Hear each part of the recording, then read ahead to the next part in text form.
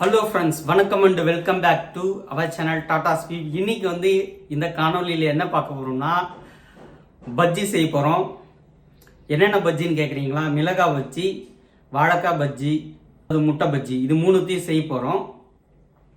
ஒரே பஜ்ஜி செஞ்சு அது எப்படி டேஸ்ட் இருக்குன்னு ட்ரை பண்ணதுக்கு பதிலாக 3 விதமான பஜ்ஜி செஞ்சு இன்னைக்கு நம்ம டேஸ்ட் பண்ண போகிறோம். இன்னும் நம்ம சேனலை சப்ஸ்கிரைப் பண்ணுங்க. ஓகே, வாங்க பஜ்ஜி சுட ஸ்டார்ட் பண்ணலாம். இதுக்காக பார்த்தீங்கன்னா நான் ஒரு வாழைக்காயை எடுத்துக்கிட்டேன், 4 பஜ்ஜி மிளகாய் எடுத்துக்கிட்டேன், 3 எக்கு எடுத்துக்கிட்டேன். ஆச்சி பஜ்ஜி பவுடர் இருக்குது, அதை தான் நான் யூஸ் பண்ண போகிறேன். நான் எந்த ஒரு பிராண்டையும் என்டோர்ஸ் பண்ணல. இந்த வாழைக்காய், மிளகாய், அதுக்கப்புறம் இந்த எக்கு இதெல்லாம் எப்படி கட் பண்ணுறது அப்படின்னு பார்க்கலாம். ஏன்னா பஜ்ஜியை பொறுத்த வரைக்கும் கட் பண்ணுறன்றது ரொம்ப ரொம்ப முக்கியமான விஷயம். அதை நம்ம சரியாக பண்ணலன்னா சில சமயங்களில் பஜ்ஜி சரியாக வராது. ஸோ அது ரொம்ப முக்கியம். அதை எப்படி பண்ணுறதுன்னு நான் காமிக்கிறேன். இப்போ நம்ம எப்படி கட் பண்ணுறதுன்னு பார்க்கலாம். இங்கே இருக்குது, இதை ஒரு டைம் வாஷ் பண்ணிவிட்டு நம்ம அப்படியே கட் பண்ண ஸ்டார்ட் பண்ணுவோம். ஸோ நம்ம வாழைக்காயை கட் பண்ணதுக்கு முன்னாடி பார்த்திங்கன்னா சைடில் இப்படி பண்ணிவிடுங்க. இப்படி பண்ணிட்டிங்கன்னா நார் வராது இருக்கும். லைட்டாக இந்த எட்ஜெல்லாம் ஷார்ப்பாக கட் பண்ணிவிடுங்க. பட் இந்த சைடில் இங்கெல்லாம் லைட்டாக கட் பண்ணால் கூட போதும். மற்றபடி இந்த மிளகாய்க்கு இந்த காம்பை கிள்ளிட்டு பண்ணிடலாம். ஃபஸ்ட்டு இதை வச்சுக்கலாம். ஏன்னா நம்ம லாஸ்ட்டாக இதை எடுத்து போட்டுடலாம். இதை பிடிச்சிக்கின்னு இங்கே நம்ம ஸ்லைஸ் பண்ணதுக்கு யூஸ்ஃபுல்லாக இருக்கும். அதனால் இந்த இடத்துலேருந்து இங்கே வரத பண்ணது. இன்கேஸ் இதை நீங்கள் கட் பண்ணிட்டுனா இந்த இடத்துல நம்ம ஸ்லைஸ் பண்ண சொல்ல கஷ்டமாக இருக்கும். இது பண்ணிடுவோம்.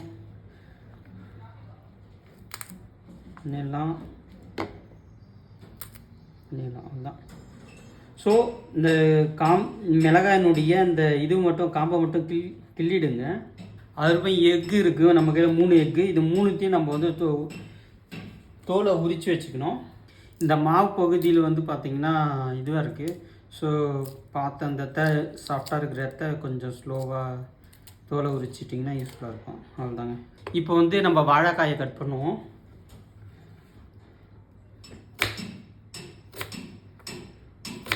உங்கள் கையில் இந்த வாழைக்காய் கட் பண்ணுறது இருந்துச்சுன்னா நீங்கள் அதிலே பண்ணுங்கள். பட்டு நம்ம கையில் இருக்குது, ஆனால் அதில் எனக்கு சரியாக கட் பண்ண தெரியாது. ஸோ அதனால் நான் இந்த கத்தியை வச்சு நான் ஸ்லைஸ் போடுறேன்.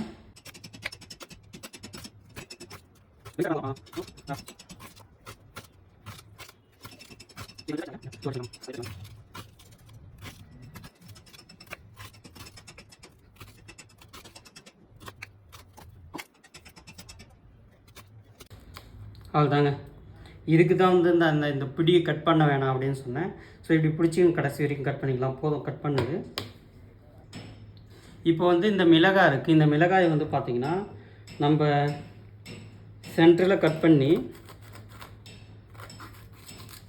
இப்படி கட் பண்ணி இப்படி 2ஆக கட் பண்ணிக்கலாம். அப்போ நம்மளுக்கு ஈஸியாக பஜ்ஜி போடுறதுக்கு வரும். நம்ம யூஸ் பண்ணுற கடாய், அதாவது கடாய் பார்த்திங்கன்னா சின்னது, வானல்ன்றது. அதனால நம்ம சின்னதாக கொஞ்சம் செஞ்சுக்கிறோம். பட் கடையிலலாம் பார்த்திங்கன்னா ஃபுல்லாக இதை இப்படி 2ஆக கட் பண்ணி அப்படியே போட்டுருவாங்க. நம்ம இதை 4ஆக கட் பண்ணிக்கிறோம். அவ்வளோதாங்க, கட் பண்ணியாச்சு. இப்போ நம்ம முட்டையை கட் பண்ணணும். அதையும் கட் பண்ணி வச்சிட்டோம்னா நம்ம முட்டையை கட் பண்ண சொல்ல கொஞ்சம் பார்த்து கட் பண்ணுங்கள். அவ்வளோதாங்க. மாவு இதில் பாதி அதில் பாதி வர மாதிரி கட் பண்ணிவிடுங்க. அவ்வளோதாங்க, கட் பண்ணியாச்சு. இப்போ நம்ம மாவை கலக்கிட்டு அதில் மிக்ஸ் பண்ணி அப்படியே சுட வேண்டியதான். கொஞ்சம் பெருசாக இருக்கிற பாத்திரமாக எடுத்துக்கங்க. சின்னதாக எடுத்துக்கிட்டிங்கன்னா இதுக்குள்ளே மிக்ஸ் பண்ணதுக்கு கஷ்டமாக இருக்கும். அதனால் கொஞ்சம் பெருசாக இருக்கிற மாதிரி பாத்திரத்தை எடுத்துங்க. நான் இதை எடுத்துக்கிட்டேன். ஸோ இதில் நம்ம பவுட்ரு போட்டு, தண்ணி அதிகமாக ஊற்றிடாதீங்க, பவுட்ரு போட்டுருங்க ஃபஸ்ட்டு. அதுக்கப்புறம் இருங்க நான் காமிக்கிறேன்.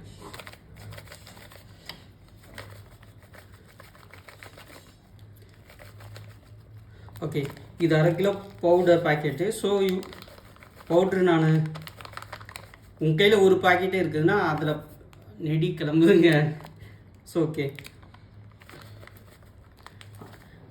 பாதி பவுட்ரு போட்டு மீதி இதிலே வச்சுங்க. தண்ணி ஊற்றி மிக்ஸ் பண்ணதுக்கப்புறம் நம்மளுக்கு தண்ணி அதிகமாகிடுச்சுன்னா பவுட்ரு போட்டு மிக்ஸ் பண்ணதுக்கு யூஸ்ஃபுல்லாக இருக்கும்.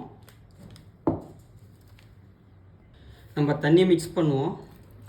ஓகே, ஸோ இவ்வளோதான் வந்திருக்கு.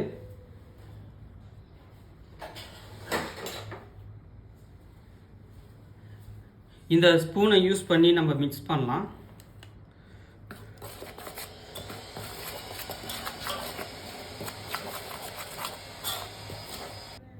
ஸோ வந்து பார்த்தீங்கன்னா இந்த பதத்தில் வந்தால் போதும். கொஞ்சம் திக்காக இருக்கணும். ரொம்ப தண்ணியாக இருந்துச்சுன்னா பஜ்ஜி வராது. ஸோ அதனால் இந்த திக்னஸில் இருந்தால் போதும். உடச்சி எடுத்துட்டோம்னா நம்ம என்ன பண்ணோம்னா இப்போ வந்து இந்த ஸ்லைஸ் பண்ணி வச்சுக்கிற வாழைக்காய், மிளகாய் பஜ்ஜிலாம் இதில் வந்து போட்டு பெரட்டி விட்டுடணும். ஸோ நம்ம வந்து ஒரு 4 பஜ்ஜி போடுவோம்.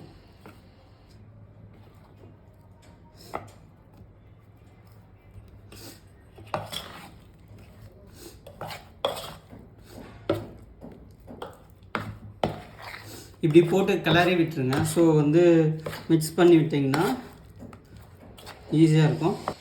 இந்த வாழைக்காயம் மிளகாய் பஜ்ஜியும் போட்டு முடிச்சுட்டு வரணுன்னே நம்ம வந்து எக்கை வந்து இந்த பஜ்ஜி மாவில்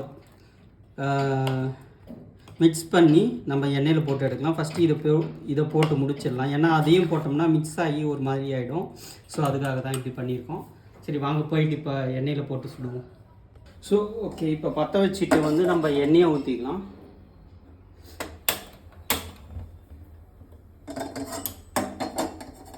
நான் இந்த வானல் தான் எடுத்துக்கிறேன், சின்ன சைஸ் வானல். ஏன்னா பெருசாக இருந்தால் அது நல்லா இருக்காதுன்னு தேவையான அளவுக்கு எண்ணெயை ஊற்றிக்கங்க.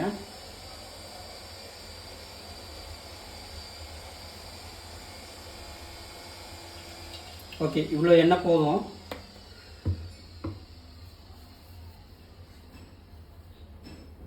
எண்ணெய் கொஞ்சம் நல்லா காஞ்சிட்ட உடனே நம்ம வந்து போடலாம். இப்போ பஜ்ஜி சுட்டு நம்ம வந்து தூரமாக எடுத்து வைக்கிறதுக்கு பதிலாக இந்த அடுத்த ஒரு பர்னர் இருக்குது பாருங்கள், அது மேலேயே வச்சு அது மேலேயே எடுத்து வைக்கலாம். அதுக்கு அந்த பர்னர் மேலே இந்த பாத்திரத்தை வைக்கிறேன். பஜ்ஜியில் வந்து எப்படியும் நம்ம எவ்வளோ தான் இது பண்ணாலும் ஃபில்டர் பண்ணாலும் எண்ணெய் இருக்கும். அந்த ஆயில் அப்சர்வ் பண்ணதுக்கு வந்து இந்த கிச்சன் டவல் வந்து நம்ம யூஸ் பண்ணுறோம். இது வந்து ஜஸ்ட்டு காகிதம் தான் இது வந்து.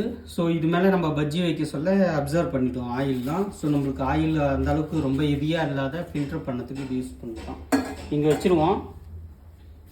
நம்ம வந்து இந்த கரண்டி யூஸ் பண்ணுவோம் பஜ்ஜி எடுக்கிறதுக்கு. ஸோ இதில் வந்து பார்த்திங்கன்னா ஆயில் ஓரளவுக்கு ஃபில்டர் ஆகிடும். இதுவே கரண்டினா ஒரு சில டைமில் ஒத்திக்கிட்டு இருக்கும். இதில் வந்து யூஸ் பண்ண சொல்ல நம்மளுக்கு ஈஸியாக ஃபில்டர் ஆகிடும். ஆயில் காஞ்சிச்சான்னு பார்க்கறதுக்கு சும்மா ஒரு லைட்டாக இப்படி பண்ணி பாருங்கள், புரியுது. ஸோ நம்ம இந்த பதம் வந்துச்சுன்னா நம்ம நிச்சயம் வந்து பஜ்ஜி போடுறதுக்கு ரெடி ஆயிடுச்சுன்னா அப்புறம் இப்போ போடுவோம். ஒரு பஜ்ஜி போட்டுப்போம். சைடில் இப்படி போடுங்க, போதும்னு நினைக்கிறேன். இது ஃபஸ்ட்டு வேகட்டும், அதுக்கப்புறமேட்டுக்கு நம்ம அடுத்ததாக போடுவோம்.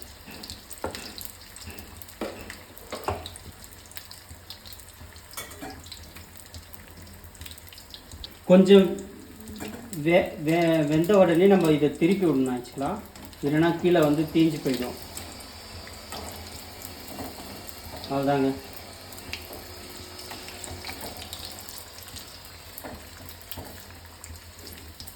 இன்கேஸு ஏதாச்சும் ஒட்டிக்கின்னு இருந்துச்சுன்னா நம்ம இந்த மாதிரி ஸ்ப்ளிட் பண்ணி விட்டுட்டோம்னா நல்லா வெந்துடும். அதுக்கப்புறம் நம்ம எடுத்து யூஸ் பண்ணிக்கலாம். கொஞ்சம் சிம்மில் வச்சுருங்க, வச்சிட்டிங்கன்னா யூஸ்ஃபுல்லாக இருக்கும். இல்லைன்னா கொஞ்சம் டக்குன்னு இதுவாகிடும். ஃபுல்லாக எரியிற மாதிரி வச்சோம்னா வச்சுங்களேன் ரொம்ப கருகிடும். ஆனால் நடுவில் கொஞ்சம் வேகாத இருக்குது வாய்ப்பு இருக்குது. ஸோ அதனால் வந்து கொஞ்சம் இதுவான உடனே நம்ம இதை மாற்றிக்கலாம்.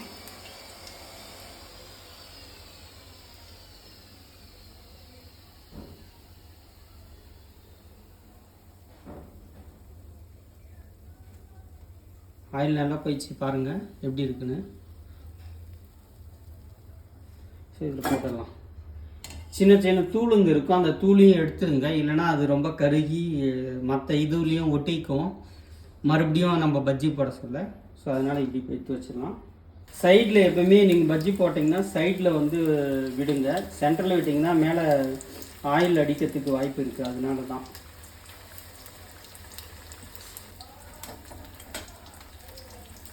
இந்த மாதிரி திருப்பி விட்டுருங்க. ஸோ அப்போ தான் வந்து நல்லா 2 சைட்லேயுமே வந்து நல்லா வேகும்.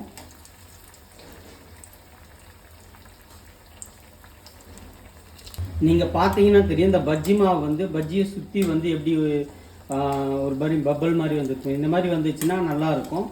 ஸோ அது மாதிரி வர வரைக்கும் விடுங்க. நல்லா வேகட்டும்.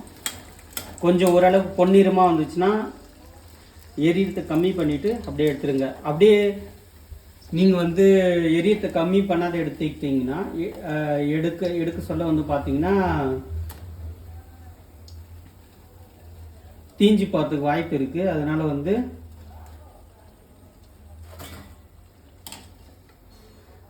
கொஞ்சம் நல்லா எரியத்தை கம்மி பண்ணிவிட்டு நம்ம அதுக்கப்புறம் எடுத்தோம்னா கரெக்டாக இருக்கும். இப்போ அப்படியே நம்ம எண்ணெயில் விட்டுறோம். அவ்வளோதாங்க. ஸோ ஆயில் கம்மியாகிடுச்சு நம்ம இதில். நீங்கள் ஆயில் எடுத்து மேலே அப்படி இது பண்ணிங்கன்னா போதும்.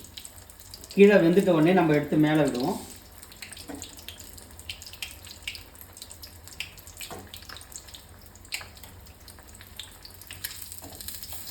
இப்போ இப்படி திருப்பி விட்டுருங்க. ஸோ இந்த மாதிரி விட சொல்ல வந்து பார்த்தீங்கன்னா 2 பக்கமும் ஸ்மூத்தாக நல்லா வெந்துடும். பாருங்க, மேலே வந்து நல்லா வந்திருக்கு.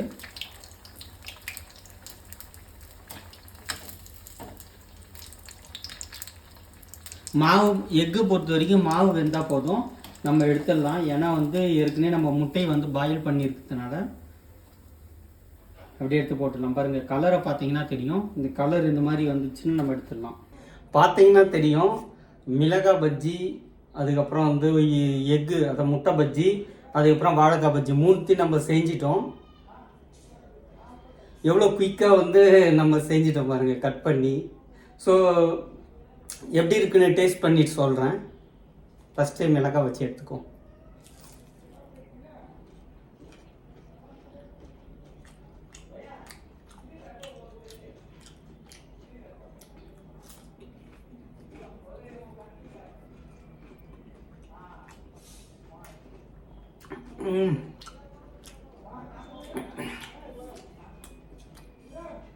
வேற லெவலுங்க. கொஞ்சம் காரமாக இருக்குது, அதனால கண்ணில் தண்ணி வருது. பட்டு மிளகாய் நம்ம பஜ்ஜி வந்து சூப்பராக இருக்குது. இப்போ வாழைக்காய் பஜ்ஜி டேஸ்ட் பண்ணுவோம். ஆவி பறக்குது பாருங்க, தெரியுதான் நினைக்கிறேன். பட்டு மாவு வந்து பார்த்திங்கன்னா இந்த வாழைக்காய் சுற்றி நல்லா ஸ்ப்ரெட் ஆகி நல்லா வெந்திருக்கு மாவு. இவ்வளோ பெருசு பருமனாக இருந்தாலும் உள்ளே இருக்கிற வாழைக்காய் சூப்பராக வெந்திருக்குங்க, வேறு லெவல். ஆனால் கடையில் செய்கிற மாதிரி சூப்பராக இருக்குது. நிச்சயம் நீங்கள் ட்ரை பண்ணி பாருங்கள். ஃபுல்லாக சாப்பிட்டுறேன், அதுக்கப்புறம் ரிவ்யூ சொல்கிறேன்.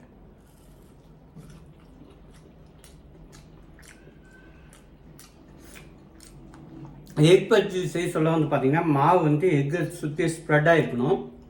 அப்போ தான் வந்து நம்மளுக்கு அந்த டேஸ்ட் வந்து நல்லா வருமே. நம்மளதில் அந்த மாதிரி தான் ஆயிருக்கு பாருங்கள். ஸோ வந்து உள்ளே இருக்கிற மாவு எல்லாமே சூப்பராக வெந்திருக்கு. நம்ம எக்கு சாப்பிட்ற மாதிரி ஃபீல் ஆகிறதுக்கு பதிலாக இந்த மாவு கூட சேர்த்து சாப்பிட சொல்ல டேஸ்ட்டு வேறு லெவலில் இருக்குது.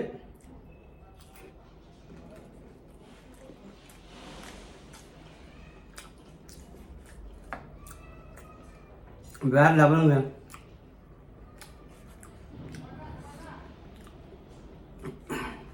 நிச்சயம் ட்ரை பண்ணி பாருங்கள். இப்போ கொஞ்சம் மழை சீசன் மாதிரி தான் இருக்குது தென் தமிழ்நாட்டில். பெங்களூரில் வந்து கொஞ்சம் குளிர்காலம், இப்போ நல்லா வெயில் அடிக்குது. பட் இருந்தாலும் வந்து மழை டைம்லாம் இந்த மாதிரி பஜ்ஜி செஞ்சு சாப்பிட்டு பாருங்கள், நீங்கள் மறுபடியும் செஞ்சு சாப்பிட்லான்னு தோணும். அந்தளவுக்கு சூப்பராக இருக்கும், உண்மையிலேயே ஆசமாக இருக்குது. ஸோ நிச்சயம் நீங்கள் ட்ரை பண்ணி பாருங்கள். ஒரு காம்போவுக்கு பதிலாக நம்ம 3 காம்போ பண்ணி டேஸ்ட் பண்ணி பார்த்துட்டோம், சூப்பராக இருக்குது. நிச்சயம் ட்ரை பண்ணி பாருங்கள். அதுக்கப்புறம் இந்த அவ்வளோதான் ஃப்ரெண்ட்ஸ் இந்த காணொலியை பற்றின கருத்துக்களை வந்து நீங்கள் கமெண்ட் செக்ஷனில் பதிவு பண்ணுங்கள். வேறு எதனா வீடியோ வேணும்னா நீங்கள் நிச்சயம் கமெண்ட் செக்ஷனில் போடுங்க, நான் அந்த வீடியோ மேக் பண்ணி கொடுக்குறேன். தேங்க்ஸ் ஃபார் வாட்சிங். Take care.